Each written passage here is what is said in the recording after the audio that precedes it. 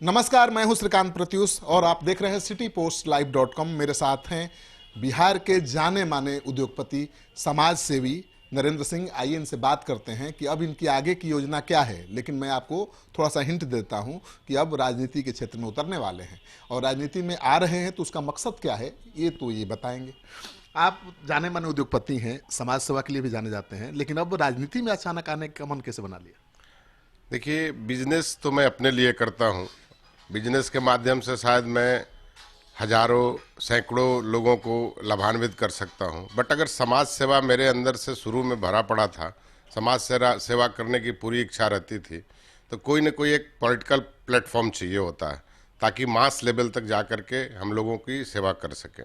उसके लिए मैंने समाज सेवा से राजनीति की ओर जुड़ाव रखा और 21 तारीख को हम जा कर के मिलने जा रहे हैं राजनीतिक पार्टी जनता दल यूनाइटेड में माननीय नीतीश जी के नेतृत्व में। नीतीश जी को क्यों चुना? नीतीश जी को क्यों चुना? चूँकि हर आदमी कहीं भी अगर जाता है तो सबसे पहले देखता है कि हमारे विचार से कौन अच्छे हैं, जजमेंट करता है। तो आज मैं विगत देखता हूँ कि आज 20 साल 25 साल पहले जब मैं बिहार से बाहर जाता था तो लोग बिहार के बारे में सुन के हंसते थे। आज नीतीश जी ने बिहार के लिए जो काम किया है, जो पूरे बिहार के लोग आज गर्व से कहीं भी पूरे देश में घूम घूम करके कह सकते हैं कि हम बिहारी हैं। उन दिनों अपमान समझते थे, आज अभिमान समझते हैं। और माननीय नीतीश कुमार जी के जो नेतृत्व में जुड़ने का इसलिए कि मैं उनके विचार से, उनके जो सोच हैं, उनसे इतना प्रभावित हूँ कि मैं उनके साथ जाना उचित समझा। तो आपको क्या लगता है कि नीतीश कुमार का क्या परफॉर्मेंस रहेगा इस चुनाव में, लोकसभा चुनाव में? मुझे नहीं लगता है कि 40 में से एक भी सीट हम लोग लूज करेंगे। हर हाल में 40 से 40 निकलेगी पूरी एनडीए की। नरेंद्र जी, आप तो पटना में ही ज़्यादा एक्टिव रहे हैं, सोशली रहे बिहार में, लेकिन पटना में बहुत ज़्यादा काम किया है। तो पटना पाटलिपुत्रा इलाके के जो लोग हैं वो मांग कर रहे हैं कि नरेंद्र सिंह हमारे प्रत्याशी हों, तो क्या आप इस पर विचार करेंगे? एक्चुअली ये माननीय नीतीश कुमार जी के आदेश के ऊपर होगा, ये उसमें मेरा कोई विचार नहीं चलता है। मैं उनका सिपाही हूँ, वो मुझे जहाँ फिट समझेंगे वहाँ यूज कर सकते हैं। मैं हर तरीके से, हर जगह से उनके साथ रहने के लिए तैयार हूँ। बाकी चुनाव की जहाँ तक बात है, चुनाव मेरा कोई एम नहीं है। चुनाव आते जाते रहते हैं और एमपी और एमएलए मेरा कोई एम नहीं है। मैं उनका सिपाही बन के काम करना चाहता हूँ। अच्छा, अब बताइए, अभी अगला विधानसभा चुनाव में क्या फ्यूचर देख रहे हैं अपनी पार्टी का? हर हाल में हमारी सरकार बनेगी, राष्ट्रीय जनता दल यूनाइटेड की सरकार बनेगी। हर हाल में एनडीए गठबंधन की सरकार बनेगी, उसमें कहीं कोई, मुझे नहीं लगता है कि कोई दिक्कत है। चूँकि आज भी लोग बिहार को कभी भी वोट देने के पहले पीछे जो 20 साल पहले जंगल राज था उसको निश्चित रूप से याद करेंगे, और जब वो याद आती है तो रुआं खड़ा हो जाता है। मैं भी उसका बहुत भोगी हूँ। उस समय मैं व्यापार स्टार्ट किया था।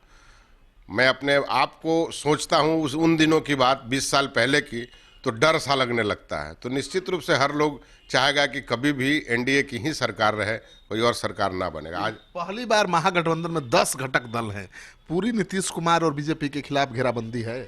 सर, मुझे नहीं लगता है कि ये गठबंधन नहीं है इन लोगों का, ये ठगबंधन है।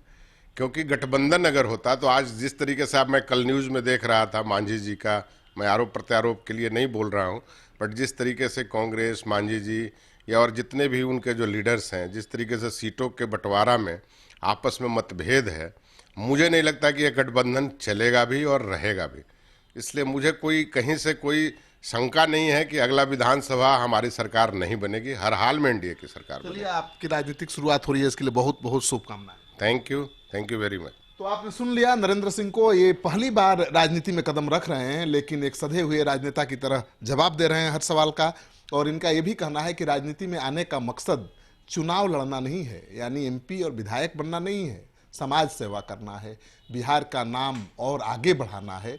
लेकिन अगर पार्टी इनको जिम्मेवारी सौंपती है, चुनाव लड़ना तो राजनीति का अहम हिस्सा है, अगर पार्टी इनको जिम्मेवारी समझती है, पाटलिपुत्रा सीट से इनको चुनाव लड़ाती है, तो पीछे भी नहीं हटेंगे, यानी नीतीश कुमार के इशारे पर ये चलेंगे। आपको इनके दावे में दम दिखे, इनकी बात अच्छी लगे तो इस वीडियो को खूब दोस्तों के साथ शेयर करिए। अगर आपने अब तक हमारा यूट्यूब चैनल सब्सक्राइब नहीं किया है तो कर लीजिए। आपका सहयोग समर्थन लगातार मिल रहा है, उसके लिए बहुत बहुत आभार। नमस्कार।